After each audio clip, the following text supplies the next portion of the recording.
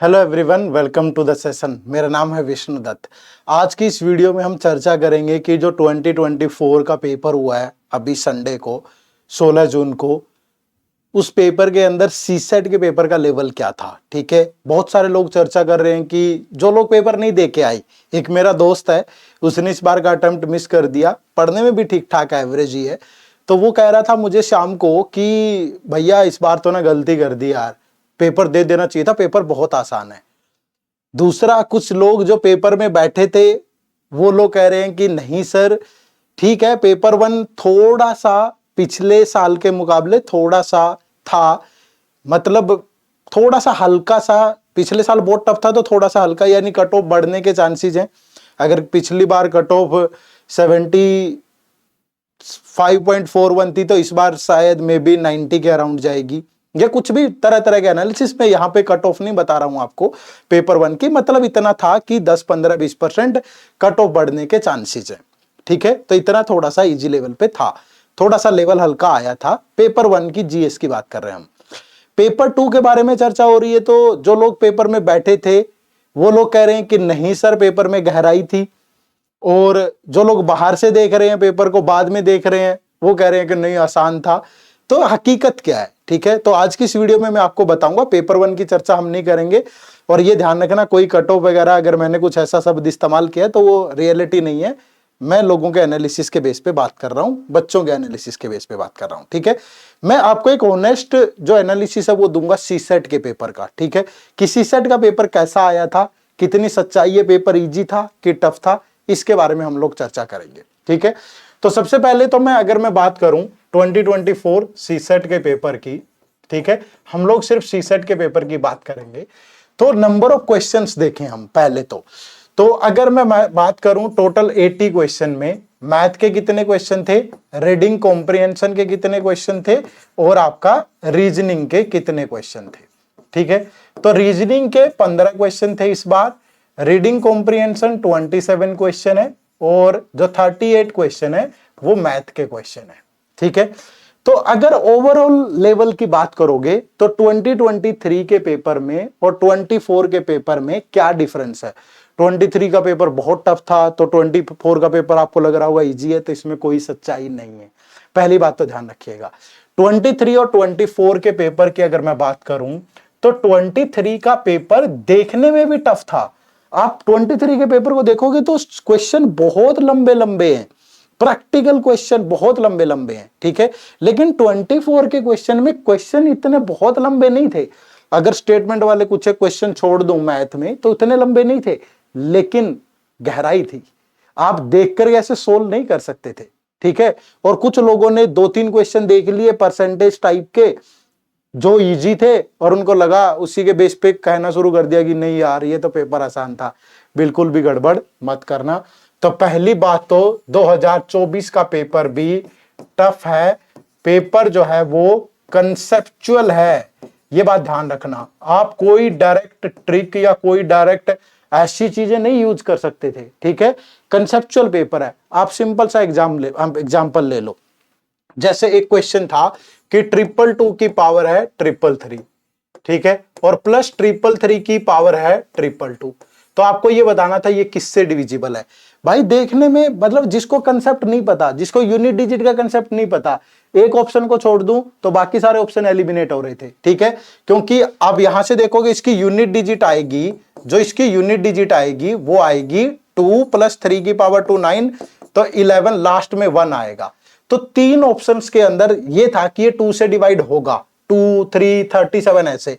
एक ऑप्शन में था कि ये 337 से होगा पर ये 2 से नहीं होगा, और वही ऑप्शन आपका आंसर बन रहा था।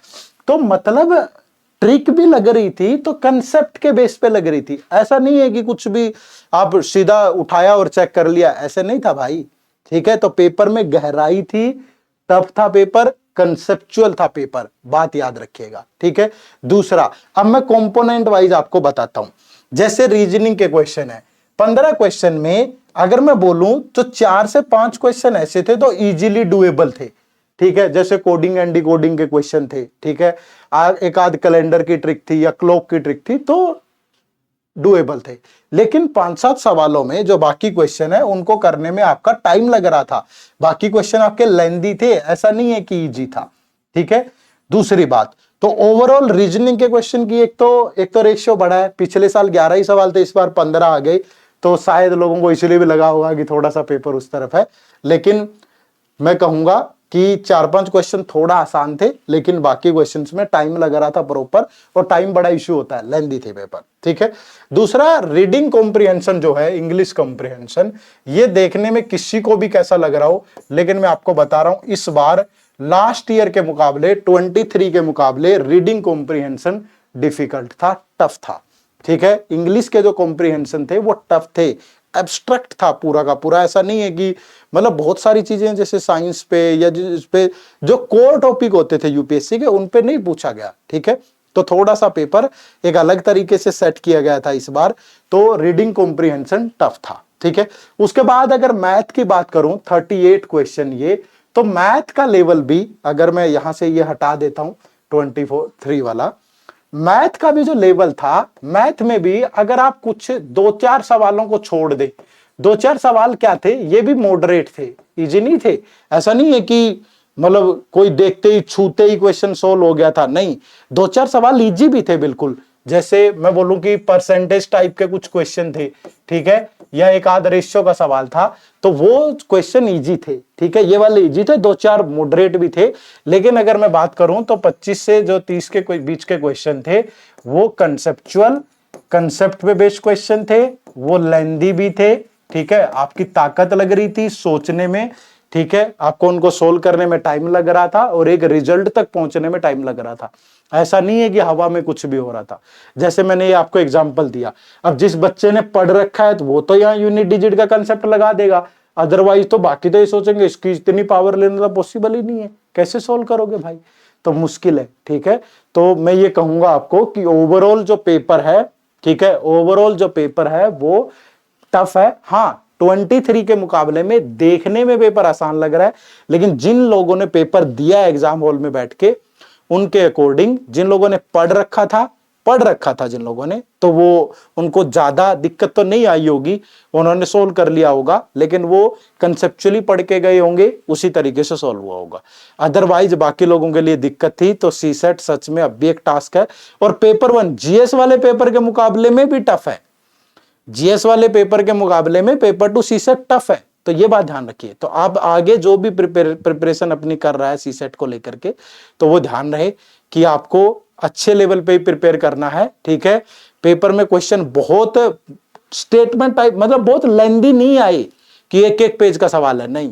पिछली बार ऐसा था 2023 के पेपर में कि पेपर में स्टेटमेंट टाइप क्वेश्चन बहुत लंबे हैं, लेकिन इस बार पेपर में गहराई थी। ठीक है, पेपर में क्वेश्चन लेंदी थे, डिफिकल्ट थे। ठीक है, लेकिन वो कुछ एक क्वेश्चन थोड़े बहुत, मैथ में जैसे मैं बात करूं 2-4-5 क्वेश्चन परसेंटेज और इस टाइप के, 2-4 मॉडरेट और बाकी लेंदी था। इंग्लिश कॉम्प्रिहेंशन पूरा ही अच्छा टफ था, रीजनिंग में कुछ सवाल इजी थे, बाकी लेंदी थे। तो ये एक प्रॉपर एनालिसिस है ओवरऑल इस पेपर का। तो ओवरऑल अगर मैं बोलूं तो पेपर को मैं टफ मानूंगा, पेपर को मैं इजी नहीं मानूंगा। ठीक है भाई, थोड़ा मॉडरेट उन लोगों के लिए हो सकता है जिन लोगों ने अच्छी खासी मेहनत कर रखी है, अदरवाइज जो अभी शुरू करेंगे या जिन लोगों ने नहीं पढ़ा उनके लिए टफ है। मेहनत करनी शुरू कर दो, आगे हल्के में मत लेना, 1 साल वेस्ट हो जाएगा। ठीक है, और पेपर में ये भी कह रहे हैं पेपर 1 जीएस का पेपर इजी है थोड़ा सा, कि कट ऑफ इतनी चले जाएगी, देख लेना सीसेट का पेपर जो है उसके कारण गिरेगी। ठीक है, मतलब पिछले साल से कंपैरिजन में तो नहीं गिरेगी, लेकिन जितना हम सोच रहे हैं उतनी नहीं जाएगी, क्योंकि पेपर में इसमें गहराई है सीसेट वाले में। ठीक है, तो इसी अकॉर्डिंग अपनी प्रिपरेशन करें, ध्यान रखिएगा। तो ये एक ऑनेस्ट रिव्यू है, और इस पेपर का जो एक आंसर की है और जो सोल्ड आपको पेपर चाहिए, तो आपको इसी वीडियो के डिस्क्रिप्शन में जाना है। ठीक है, आप इसके आंसर की जो है वो डाउनलोड कर सकते हो। ठीक है भाई, चलो, तो ध्यान रखना इसका थोड़ा सा कि आंसर की आपको इसी वीडियो के डिस्क्रिप्शन में मिल जाएगी, इस पेपर की विद उसके साथ, आपको आंसर मार्क्ड के साथ, अगर किसी के पास अभी तक नहीं है तो। ठीक है भाई, चलो, तो ये एक ऑनेस्ट रिव्यू था। अब अपनी प्रिपरेशन को आगे बढ़ाओ, और हमने अपना 2025 का कोर्स भी लॉन्च कर दिया। मैं फिर से बता रहा हूं आपको, ये कोई एक कोर्स प्रमोशन वीडियो नहीं है, बट एक सॉल्यूशन है। अगर आपको लगता है कि आप देखो सेल्फ प्रिपरेशन से हो सकता है, दुनिया ने फोड़ा है, आपको भी करना है। आपके मैं बहुत सारी वीडियोस किताब बुक्स पे भी लेकर के आऊंगा, स्ट्रेटेजी पे भी लेके आऊंगा, करिए। लेकिन जिनको लगता है कि थोड़ा टाइम सेव हो जाए, प्रॉपर उसी लेवल के सवाल मिल जाए, वो सारी चीजें, तो आप हमारा कोर्स भी ज्वाइन करिए। 2025 का कोर्स हमने लॉन्च कर दिया है, उसका लिंक भी इसी वीडियो के डिस्क्रिप्शन में आपको मिल जाएगा, या आप हमारी वेबसाइट है edutap.co.in पे जाकर के उसे ज्वाइन कर लें। ठीक है, तो आज की वीडियो में इतना ही। आप सबका बहुत बहुत शुक्रिया, थैंक यू वेरी मच। जय हिंद, जय भारत।